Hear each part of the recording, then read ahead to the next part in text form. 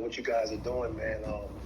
I've been incarcerated too. While I was incarcerated, both of my parents and my grandparents had passed away, but I always had a great support system while I was incarcerated. And I used to always look around at brothers, that didn't have what I have. I used to ask myself, why I'm so blessed to be able to have all these people in my corner.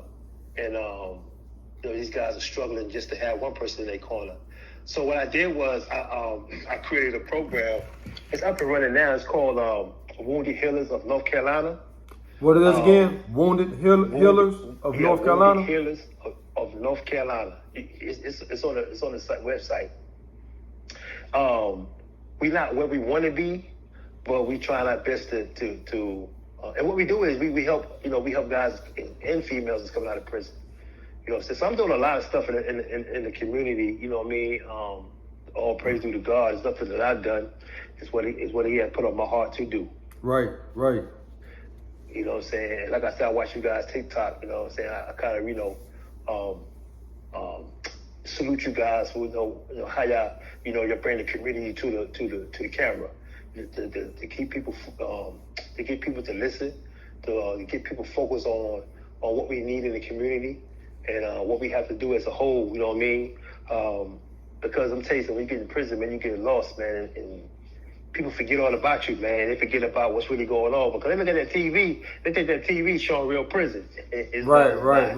It's way more than that. A lot of these young guys don't know that they out here wasting a lot of time in the streets because at the end of the day, like I asked them, the lick that you were finna go hit, was it worth the time that you're gonna get? Right. That's true. That's a mouthful, man. That's a mouthful, man. Yeah. So, like I said, I enjoy, and that's why I wanted to connect, with you, and see what we can do, even though we're so far away from. Where you in Florida? Yeah, I'm in Florida, man. But we can always do interviews through Zoom. We can do a Zoom. Right. You can set up and shoot. Right. We can talk, communicate, talk about how you call. You said you did 28 years in North Carolina State Prison? Yeah, I did 28 years, man. 28 straight. You know what I'm saying? I just got out 4 years ago. Right, but you out here working. You out here building. You got right out building. You out here working. You're doing what you're doing what you're supposed to do when we were supposed to have been doing it when we was younger. Yeah. That's what we're trying to let the young guys know, man. That time when you're young, that's the most important time of your life because that's when you have the ability to build towards your future. Exactly. Exactly, man. Exactly. You know what I'm saying? Exactly. And I just want to, I want to branch out, man. I want to be able, I want the world to know that, you know what I'm saying, about what we're trying to do out here. You know what I mean? Right. I just don't want to just be local. I want to be all over the world.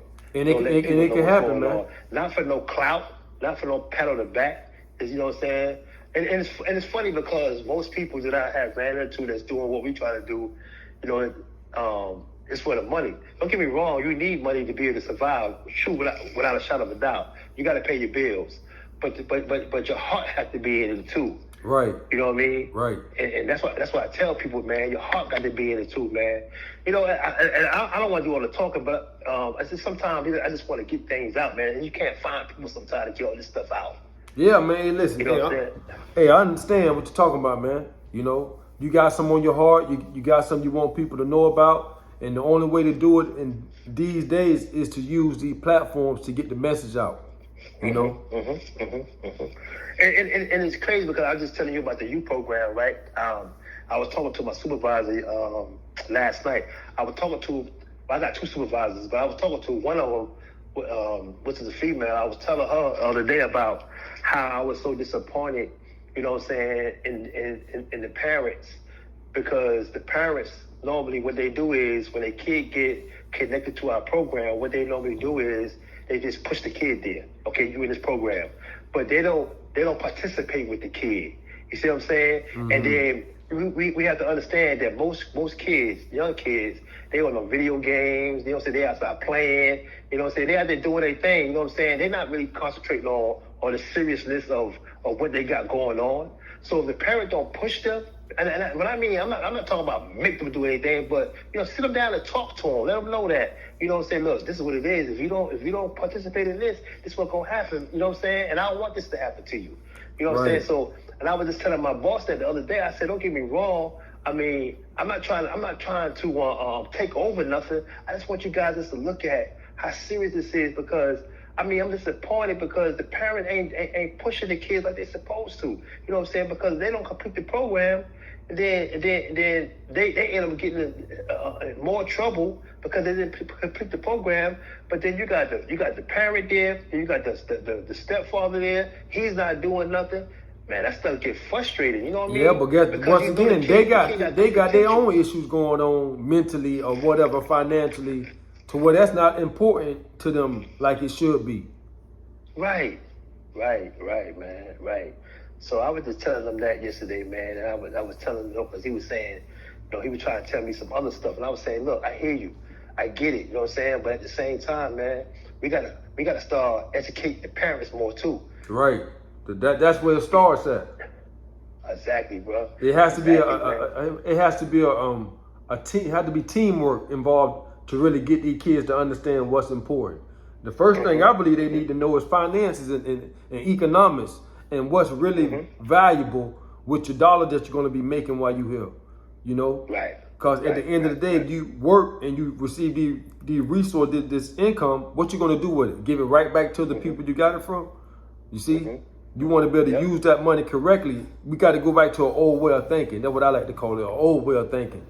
That's right. The way our grandparents used to think back in the day. You know what I'm saying? We got to go back to an old way of thinking, man. If we don't go back to an old way of thinking, we doomed for the future, because these young kids don't understand that the land that we stand on is the most valuable asset that you can purchase with any dollar in this country. You're absolutely right, brother. You're absolutely right, man. You know what I'm saying? They don't see the illusion, man. It's an illusion, man. And they don't see it, man. Yeah, you know what I'm saying? Illusion. They think, yeah, man. Yeah, it's sad. That's why I tell my grandson the way I do, man. And I tell him why. Because I can remember coming up, my parents saying, don't do this, don't do that, don't do that. But they never told me why not to do this, why not to do that. So I stress to my grandson, don't do this, but this is why I said don't do this. So you can understand. So you won't be saying that, Dad, they never told me that I should have did it like this. This is what I done. They never told me that I couldn't do this. No, man. And I keep it close to me. You know what I'm saying? I'm out here working, he working.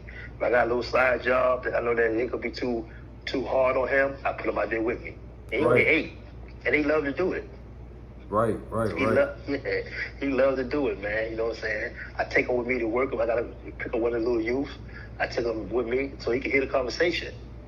Right. And that's how I got to start. Yeah. It got to start when they're young. And that's what we done got away from. Like when you came up, when I came up, as a young kid, you were still involved in some type of work around the house or helping your uncles out during the summer. Work was something normal. These days, we not working no more. It's no such thing. What we were saying the other day, one of my partners, the hard-working black man is he's almost an extinct species. Right. That's almost an extinct species. How long you did, bro? I'm 50. Huh? I'm 50. No. How long you did in prison? Oh, how long I did? I did a total about 8 years, man. Probably about 12 years between that and supervision. Got you. How long you been out? I've been out since 2000. When we got out, 2012. Got you. Yeah. Yep. I got 2019. I got one more year probation. Parole, bro. I'm so doggone happy, man. Yep. To tell you no lie, bro. I'm so doggone happy, bro. I'm tired of seeing on people, man. I'm tired. I done did this 28 years. You know what I'm saying? That's still. And do you guys got to pay for to be on parole there? Nah. Oh, no, hold on. You know what? State parole, you do got to pay with state parole. When I got out the last time I was on the federal probation, they didn't request for me to pay unless you got a fine. But state probation, I do the state wants you to pay because all of it really is economics. Whatever you did the 28 years for, if you add up those 28 years times 48 hours a week times 52 weeks and say times $15 an hour, that's how much money they basically took from you. Yeah, I didn't even look at it like that, bro. I mean, we gave me something to really dwell on. I mean, you know what I'm saying? But I never really looked on it like that. Yeah, man. Wow, it's powerful. Yeah, that's what they took from you. If you add that, that's a big number. It is. It really is. It really is. And I still pay every day, every week. Every month faithfully. You know what I'm saying? Every month faithfully I pay because I don't have no problems. You know what I'm saying? But the good thing about my PO that they don't really mess with me like that. You know what I mean? Right. Because I'm doing what I'm supposed to be doing out here. So they don't mess with me like that. I don't have 5 different POs since I've been out. And every one of them, except 2 of them, you know what I'm saying? 2 were like busts. They were like the real buttholes. But the last 3, they been great, man. The first one that I ever had, she was Gucci. She didn't really sweat me at all, man. To Right. this day, we still stay in contact because you know, like I said, I work for these organizations. She be calling me, asking me questions. You know what I'm saying? Mm-hmm. So